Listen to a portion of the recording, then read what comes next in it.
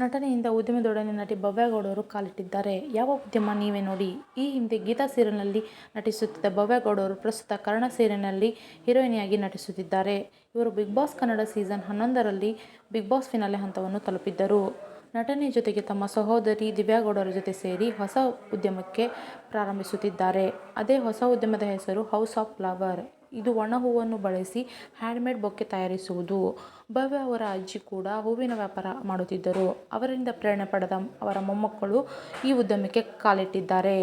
ಶುಭ ಸಮಾರಂಭಗಳಲ್ಲಿ ನೀಡುವ ತಾಜಾ ಹೂವಿನ ಬೊಕ್ಕೆಗಳು ಹೆಚ್ಚು ದಿನ ಇರುವುದಿಲ್ಲ.